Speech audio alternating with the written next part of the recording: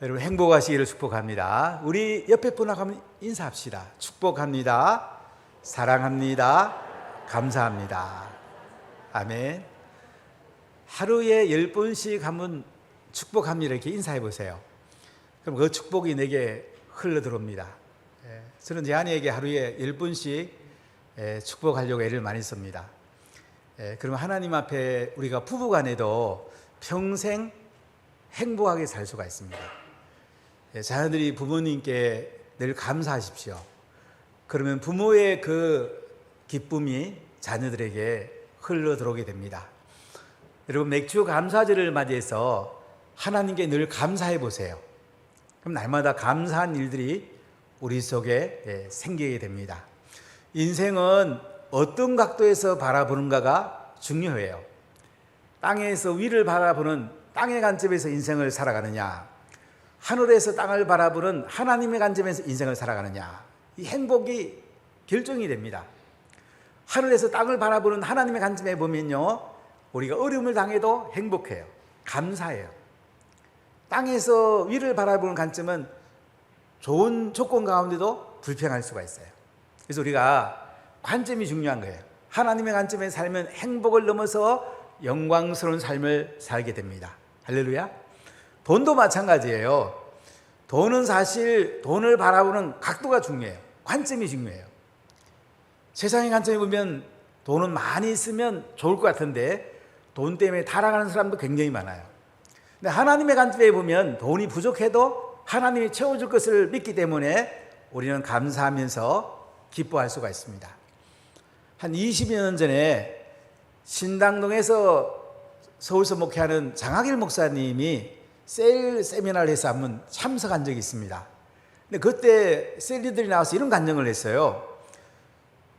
2005년에 우리 안수사 피택대문하고 예수마을교회를 한번 가본 적이 있는데 교회에서 나오다 보면 신당 중앙시장이 있습니다. 성도들 가운데 어른분들이 많이 계셔서 일수를 얻어가지고 그 시장에서 니하가에 악세사리를 팔기도 하고요. 또 어떤 사람은 그냥 바닥에다가 그릇에다가 이 고등어를 하든지 칼치를 팔기도 합니다. 어떤 사람은 채소를 팔기도 합니다. 일수를 얻어가지고 이 장사하는 심정이 얼마나 고단하겠습니까? 근데 어떤 셀리는 찾아가지고 일수 찍기 전에 11조 먼저 하나님께 드리세요. 11조를 걷어오는 거예요. 어떻게 생각하면 야속하다고 생각 들지 않으세요? 아니 일수를 얻어가지고 장사하는데 셀리 얻어가지고 일수 찍기 전에 11조 먼저 드리세요. 근데 희한한 일이 생긴 거예요. 하나님의 놀란 일이 생긴 거예요. 그렇게 한 사람은 점점 하나님 복을 주더라 이거죠. 몇 달 있으니까 월세 얻을 돈도 주시고 또 좀 있으니까 전세도 얻게 되고 또 주나니까 자가 건물을 얻게 되더라요. 근데 일수만 계속 찍던 사람은 계속 일수만 찍고 있더라는 거죠. 저는 그 얘기 듣고 굉장히 충격을 받았습니다. 우리가 물질을 하나님 중심으로 쓰느냐 인간 중심으로 쓰느냐 굉장한 차이가 있어요. 여러분 어떻게 쓰십니까? 우리가 하나님 관점에서 돈을 벌고 돈을 쓰는 것이 진짜 인생을 감사하고 기쁘게 살 수 있는 길인데요. 예수님께서는 산상수훈에서 이렇게 말씀을 합니다. 자, 예수님의 말씀을 한번 들어봅시다. 마태복음 6장 19절 말씀인데요. 같이 읽어볼까요? 너희를 위하여 보물을 땅에 쌓아두지 말라. 거기는 종과 동록이 해하며 도둑이 구멍을 뚫고 도둑질하느니라. 자, 마태복음 6장 20절입니다.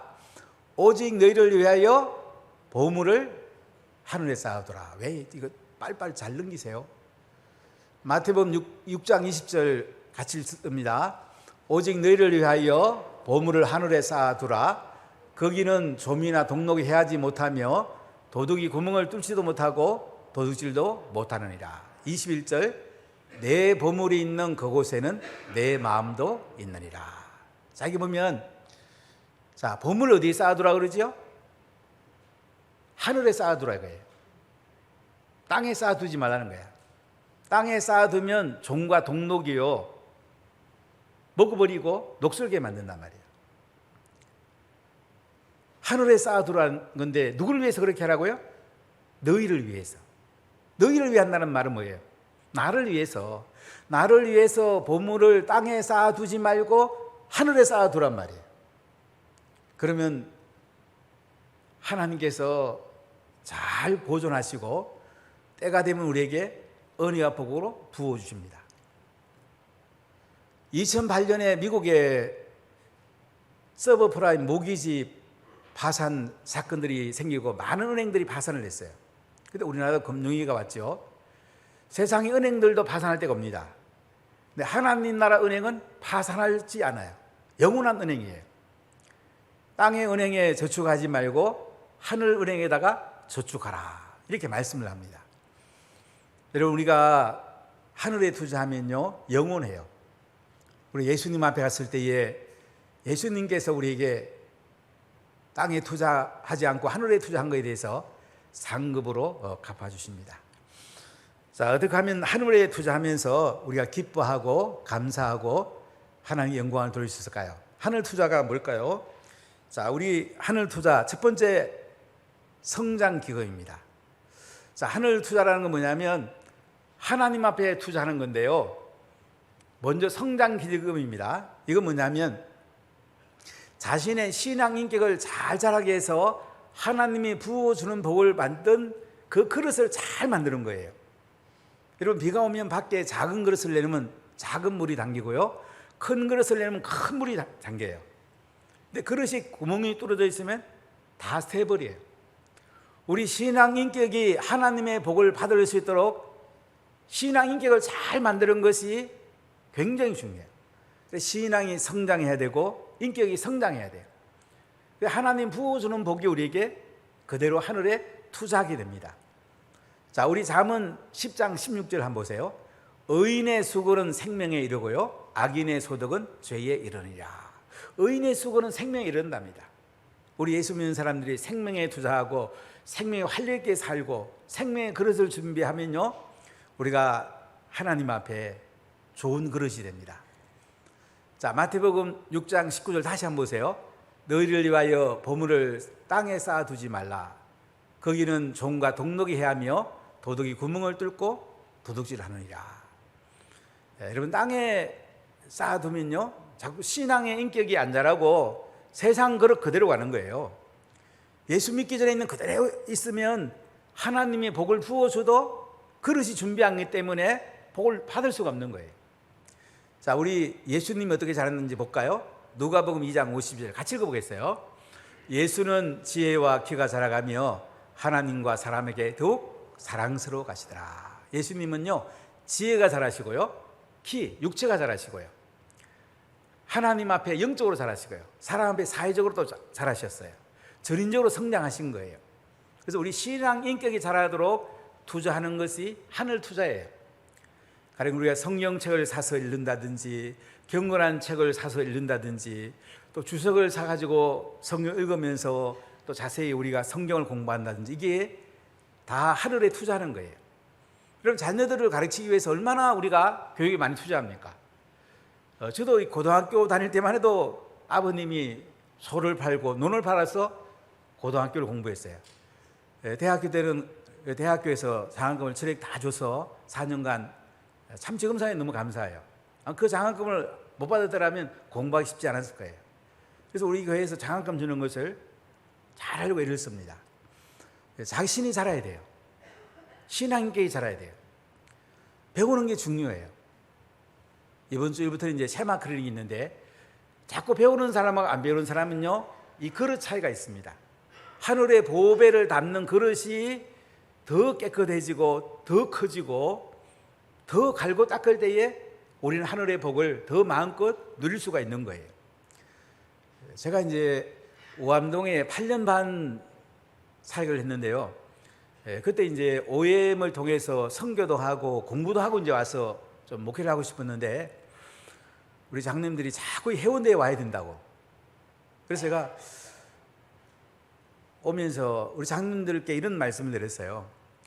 제가 신앙 성장을 위해서 목회를 위해서는 제가 공부를 좀 많이 해야 된다고 전 세계에 다니더라도 재정적으로 서포트 해달라고 그랬는데 참 감사한 것은 제가 전 세계 어디 나가서라도 또 공부도 하고 또 여러 가지 보기도 하고 하면서 우리 장로님들이 빚을 얻어서라도 계속 뒤를 대주셨어요. 정말로 감사하죠. 이런 장로님들, 이런 게 사실 많지 않습니다. 참 감사하죠. 왜냐하면 교회는 목회자가 큰 것만큼 교회가 커지거든요. 가정에서 가장이 영적으로 신앙이 자란 만큼 자녀들이 신앙이 자랄 수가 있어요. 엄마가 신앙이 자라는 것만큼 가정의 신앙이 자랄 수가 있어요.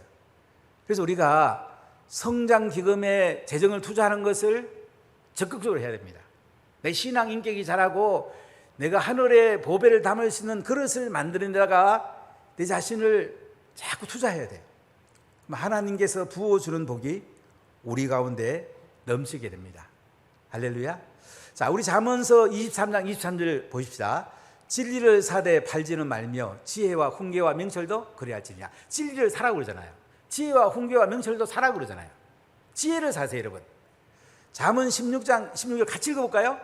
지혜를 얻는 것이 금을 얻는 것보다 얼마나 나은고 명철을 얻는 것이 은을 얻는 것보다 더욱 나으니라.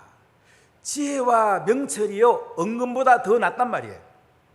지혜와 명철이 있으면 은금 도는 거 그냥 따라오는 거예요. 일론 머스크 테슬라 앞으로 이 사람이 210조 원 돈을 가지고 있다는데요. 창의력이 있으니까 이렇게 부자가 되는 거예요. 지혜는 하나님 부어주는 거예요. 제가 미국에 2007년에 그 쉐마로 인해서 회당에 갔는데요. 랍비가 그런 얘기를 하더라고요. 자기들은 사학가들을 키운다고. 좀 눈이 번쩍 떠 있어요. 아, 교회 사학가를 키워야 되겠구나. 미국의 많은 사학가들은 랍비들이 키운 거예요. 아, 교회 내에도 사학가를 키워야 되겠다. 새벽마다 우리 사업하는 분들, 장로님들, 안수집사님, 권사님에서 늘 기도. 하나님, 이분들이 부유함을 주셔서 하나님 나라에 크게 쓰달라고, 세계 제일 부자로 해달라고, 이런 기도를 늘 하고 있습니다. 하나님께서는 우리에게 부어주기를 원하세요. 하나님 말씀 가운데 부어주기 원하세요. 이사야 55장 3절을 한번 보십시다. 너희는 귀를 기울이고 내게로 나와 들으라. 그리하면 너희의 영혼이 살리라. 내가 너희를 위하여 영원한 언약을 맺으리니 곧 다윗에게 허락한 확실한 은혜니라. 하나님 말씀 자꾸 들어야 돼요. 지혜를 얻어야 돼요. 명철을 얻어야 돼요. 은혜를 받아야 돼요. 신앙 인격이 자라야 돼요. 이 성장 기금에 투자하는 것이 하늘 투자라는 거예요. 자, 둘째 하늘 투자가 뭘까요? 어떤 기금이라고요? 교제 기금입니다. 자, 둘째 하늘 투자는 뭐냐면요. 자, 예수님께서 땅에 투자하지 말고 하늘에 투자하라고 그랬잖아요. 하늘에 쌓아두라고 그랬잖아요. 네 보물 있는 곳에 마음이 있다고 그랬잖아요. 자, 교제 기금 뭐냐면 성도들 간에, 하나님의 가족 간에 이제 쓰는 거예요. 같이 밥도 먹고 같이 교제하는데, 또 성도가 어려움 당할 때 섬기는데 이 쓰는 것이 교제 기금입니다. 자, 우리 잠언서 12장 10절을 읽어보겠어요. 의인은 자기의 가축의 생명을 돌보나 악인의 긍휼은 잔인이라. 의인은 자기 가축의 생명을 돌본대요. 우리 믿는 성도들은 하나님 나라의 가족이에요. 아마 여러분 가운데 남편이 예수님 안 믿으면 하나님 나라 가면 만날 수 없을 거예요. 자녀가 예수님 안 믿으면 하나님 나라 가면 못 만날 거예요. 근데 우리 예수 믿는 사람들은 부족해도 하나님 나라 같이 사는 거예요. 하나님의 가족을 위해서 우리가 쓰는 기금이 하늘 투자란 말이죠. 로마서 12장 13절에는 성도들의 쓸 것을 공급하며 손 대접하기를 힘쓰라고 말합니다. 히브리서 10장 24절에는요, 서로 돌아보아 사랑과 선행을 격려하라고 그래요. 그래서 우리가 서로 돌아봐야 돼요. 자, 예수님 동생과 예수님 어머니께서 예수님을 찾아왔어요. 그랬더니 예수님이 뭐라고 하냐면요, 마태복음 12장 48절에 보니까 누가 내 어머니며 누가 내 동생들이냐 이거예요. 자, 50절에 뭐라고 그래요? 누구든지 손을 내밀어 제 아들에게 내 아버지의 뜻대로 하는 자가 내 형제고 자매고 어머니다, 이렇게 말씀을 해요. 그러니까 하늘 아버지 뜻대로 행하는 자가 형제고 자매고 어머니다. 하나님의 가족이라는 거죠. 그래서 우리가 하나님의 가족을 위해서 서로 재정을 쓰는 것이 교제 기금입니다. 고린도서 9장 12절을 보십시다. 이 봉사의 직무가 성도들의 부족한 것을 보충할 뿐 아니라 사람들이 하나님께 드리는 많은 감사로 말미암아 넘쳐느리라. 성도들의 부족한 것을 보충해주고 셀 가족 가운데 어려움 당하는 분들을 서로 세워주는 것이 교제 기금입니다. 한 번은 어떤 셀 리더가 저를 찾아왔어요. 목사님, 우리 셀 식구 가운데 남편이 돌아가시고 집을 월세도 얻을 수가 없습니다. 자기들이 이제 재정을 좀 모았대요. 교회에서도 구제헌금을 주셔서 같이 집을 월세로 얻을 수가 없겠습니까? 좋다고 그랬어요. 그래서 그분이 이제 월세에 살게 되고 다시 삶이 회복되는 걸 보면서 하나님께 참 감사했습니다. 이렇게 교제 기금이 하늘 투자란 말이죠. 요한 3서 1장 5절에 보면 사랑하는 자여 내가 무엇이든지 형제 곧 나그네 자들에게 행하는 것은 신실한 일이리. 사도 요한이 가이오 장로에게 편지하면서 순회 선교사를 잘 영접하고 대접하는 거 참 잘했다, 이렇게 칭찬을 해요. 우리가 말씀을 가르치고 메시지를 전하는 사람들을 잘 선대하는 것이 또 하나님의 가족이 세워지는데 중요하다는 얘기죠. 이게 하늘 투자란 말이에요.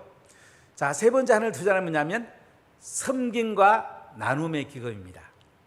셋째 하늘 투자란 뭐라고요? 섬김과 나눔의 기금이에요.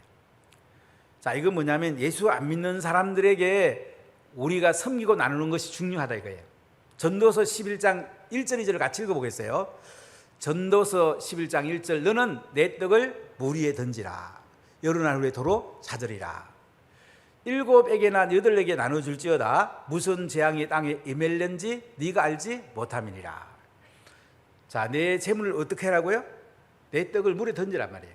도로 찾을 때가 온다는 거예요. 7에게나 8에게나 이렇게 나눠주란 말이에요. 무슨 재앙이 땅에서 내게 임할는지 알지 못한다 이거죠. 여러분, 우리가 부자 같아도요 언젠가는 또 다 없어질 때가 와요.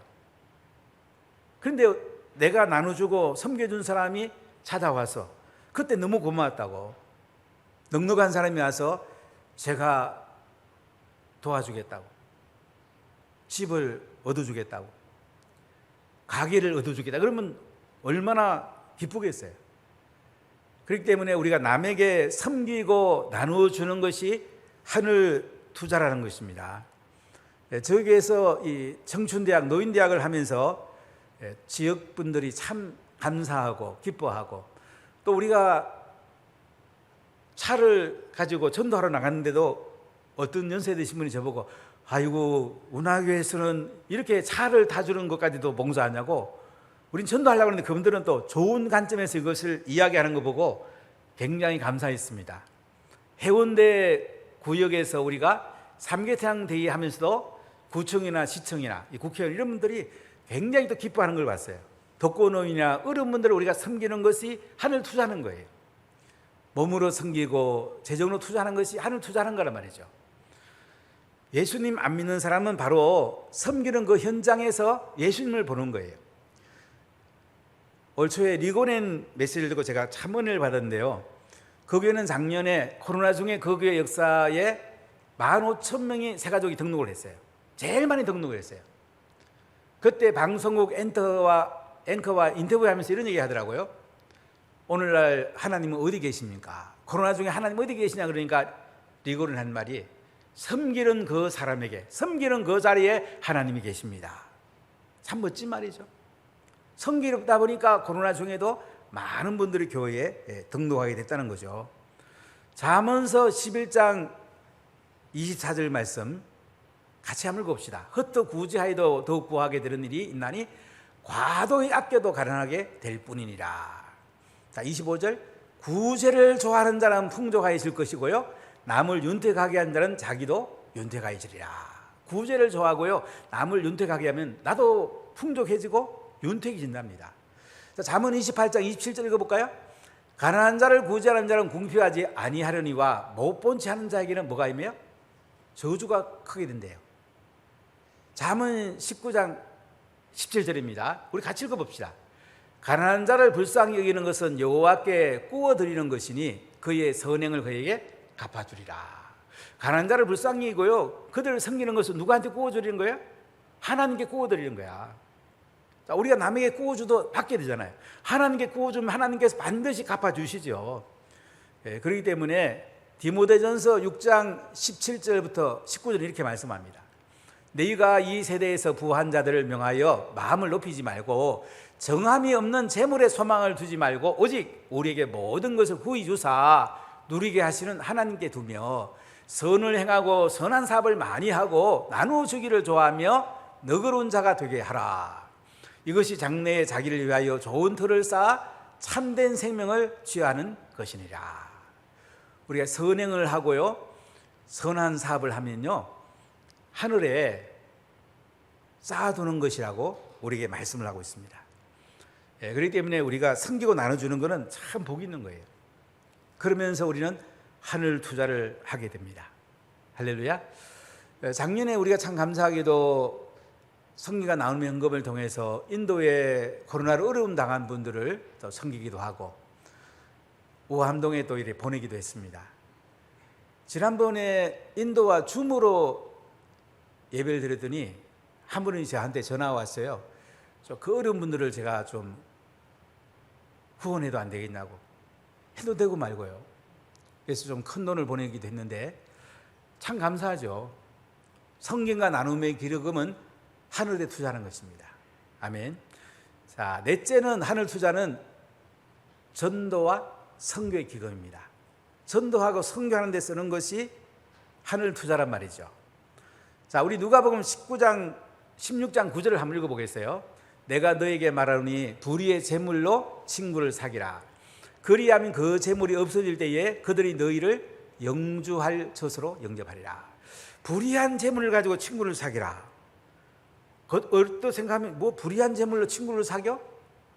이해가 안 되는 것 같은데, 여기 핵심이 뭐냐면 불의한 재물로 친구를 사귀어서 그 친구가 예수님을 만나갖고 영주할 자로 영접하게 된다면 이것이 큰 은혜라는 것을 말합니다.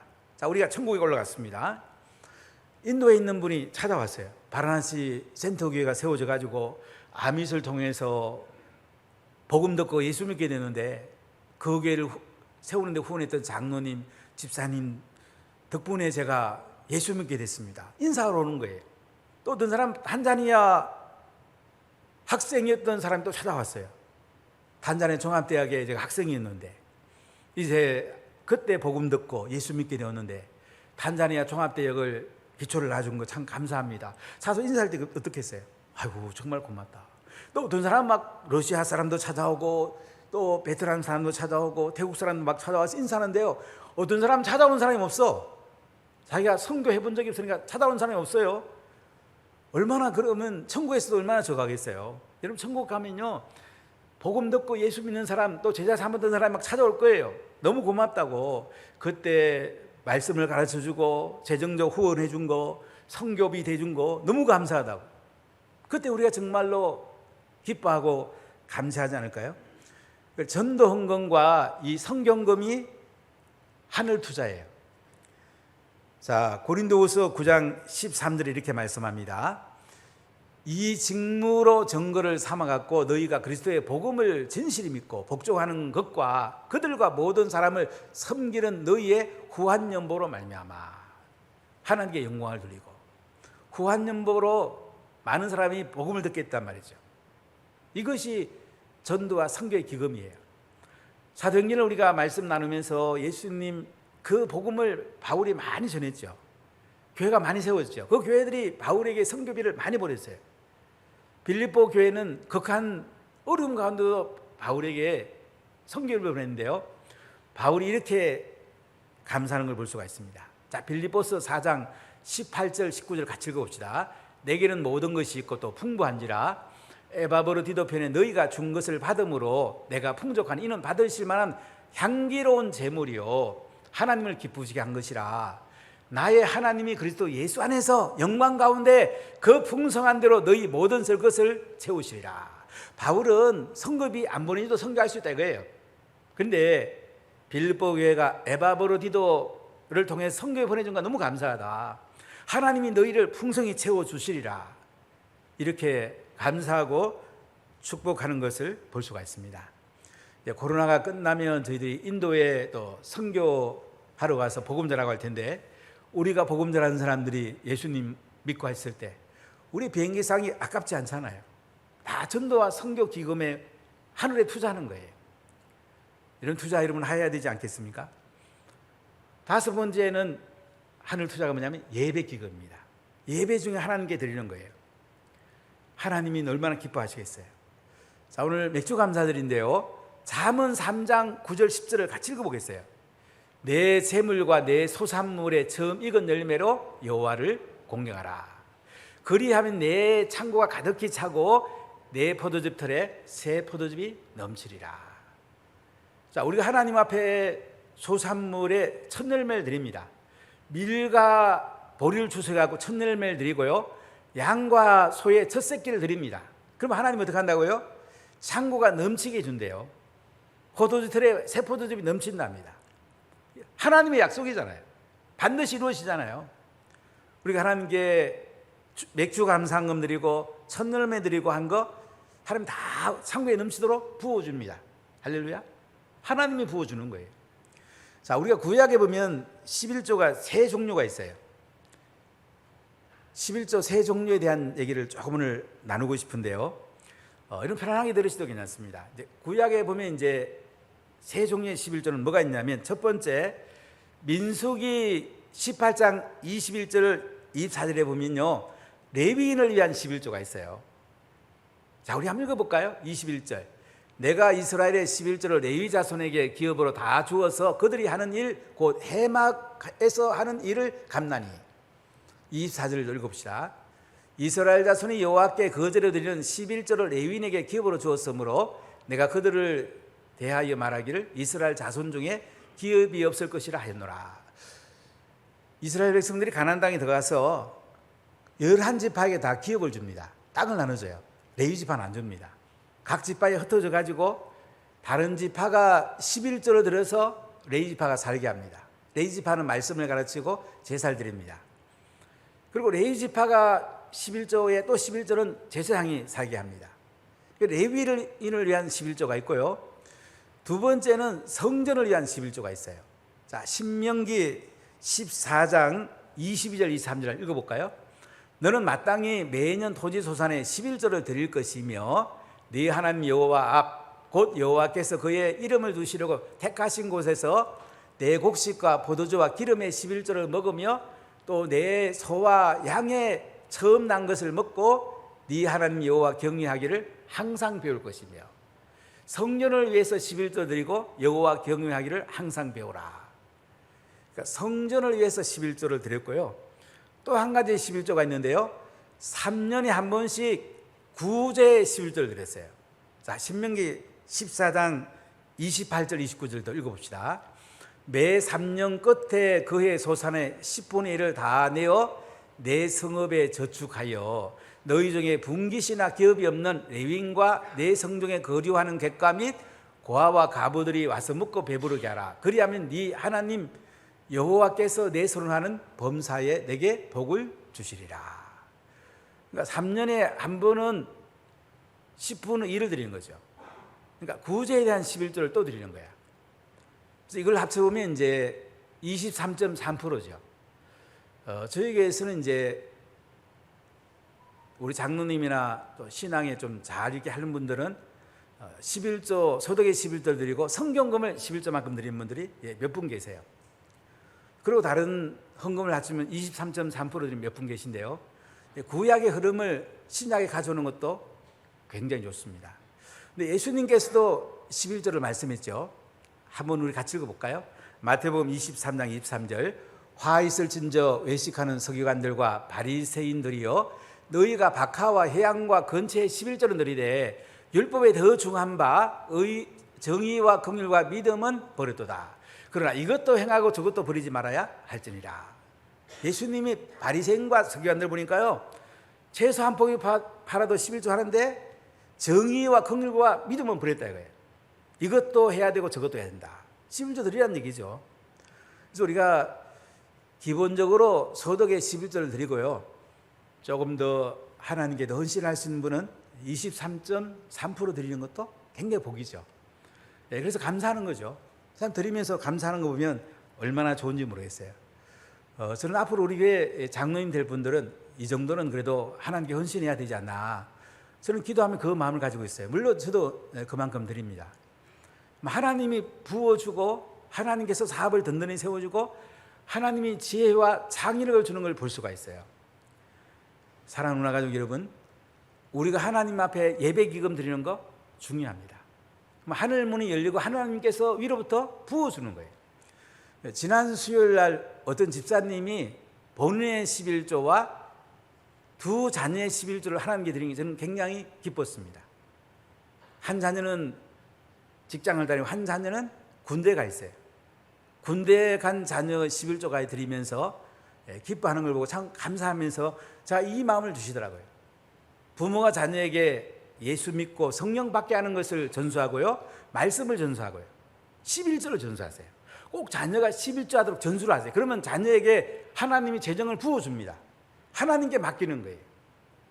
내가 하지 말고 하나님 맡기는 게 제일 중요하잖아요. 자녀를 하나님께 맡기고 싶지 않으세요?